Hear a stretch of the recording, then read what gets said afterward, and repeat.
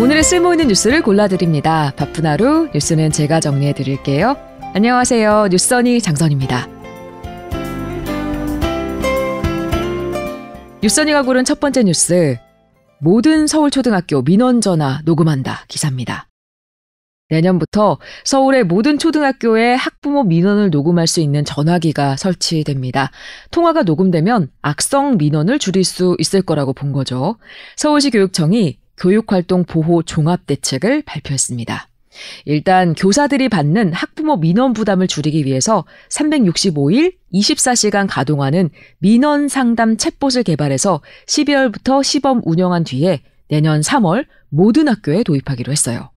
수업 종료 시간 같은 단순 반복 문의는 민원 챗봇이 응대하는데 챗봇으로 처리할 수 없는 사항은 콜센터 상담원과의 전화 혹은 1대1 채팅으로 처리합니다.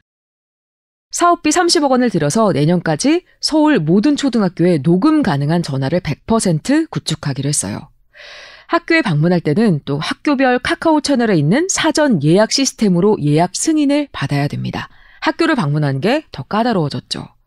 학부모 폭언, 폭행을 막기 위해서 상담 공간에는 AI를 이용한 지능형 영상 감지 시스템이 설치되는데요. 선생님과 학부모 상담 과정이 전체가 녹화됩니다. 만약 위험한 상황이 발생하면 학교 보안관과 관리자에게 즉시 통보됩니다. 이 시스템은 12월부터 시범 운영된다고 하네요. 여기에 모든 학교마다 변호사가 지정돼서 무고성 아동학대 신고에 대응하기로 했는데요. 교사가 아동학대로 신고됐을 때 법률 상담과 자문을 받을 수 있도록 1학교당 1변호사 제도를 도입합니다.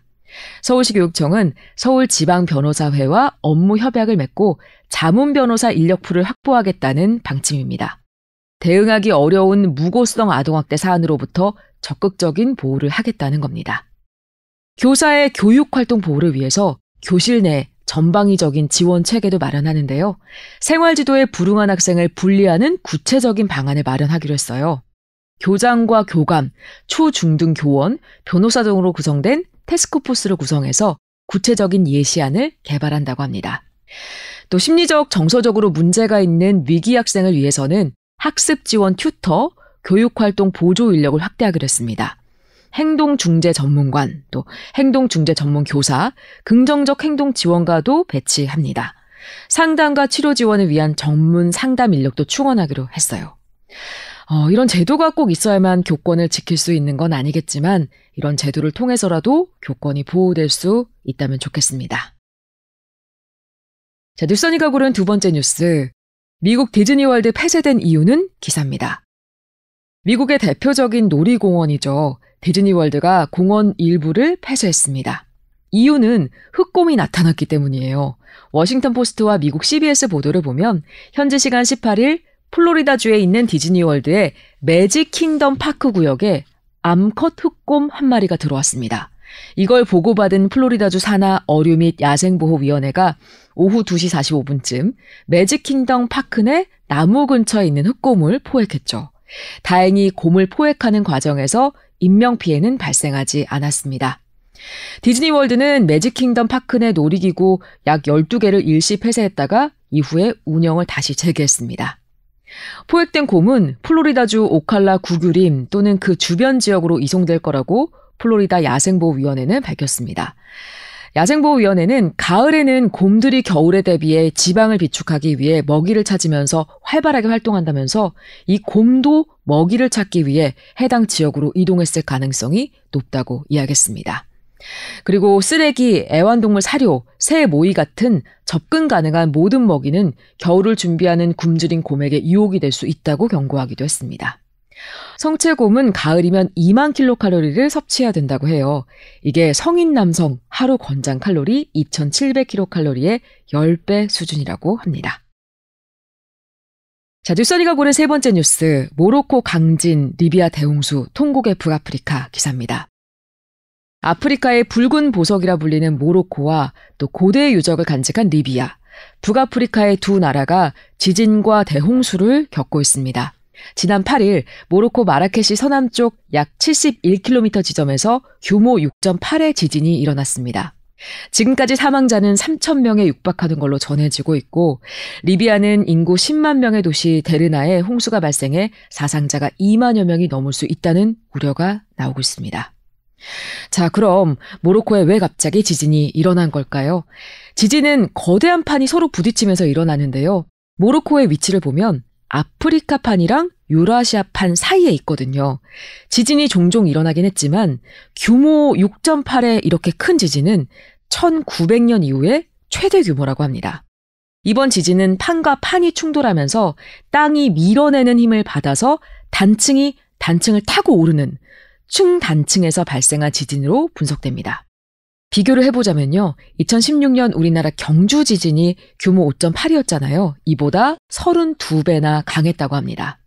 지금까지 3,000명 가까운 사람이 목숨을 잃었고 5,000명 넘는 부상자에 수십만 명의 이재민이 발생했습니다. 주민의 절반 이상이 사망하거나 실종된 마을도 있고요. 대부분 건물에 내진 설계가 되어 있지 않아서 무방비 상태였다는 말도 나옵니다. 모로코는 국내 총생산 GDP의 8%에 이르는 최대 100억 달러, 우리 돈으로 13조 3천억 원의 경제적 손실을 입을 것으로 추정되고 있어요. 특히 여행 성수기를 앞둔 관광산업의 피해가 막심할 걸로 보이는데요. 마라케시의 지붕으로 불리는 유네스코 세계문화유산도 피해를 입었습니다.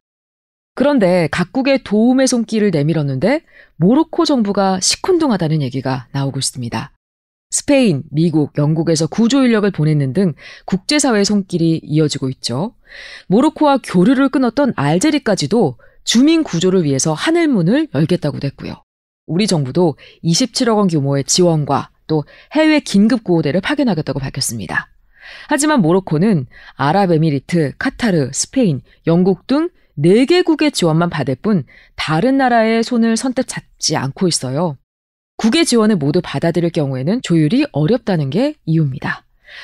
또 국왕이 컨트롤타워 역할을 해야 하는데 지진이 났을 때 국왕은 프랑스 파리 호화주택에 머물고 있었거든요. 국왕에게 모든 권력이 집중된 상황에서 느린 의사결정으로 재앙을 맞은 모로코 국민 고통만 더 커지고 있다는 비난도 거세지고 있습니다.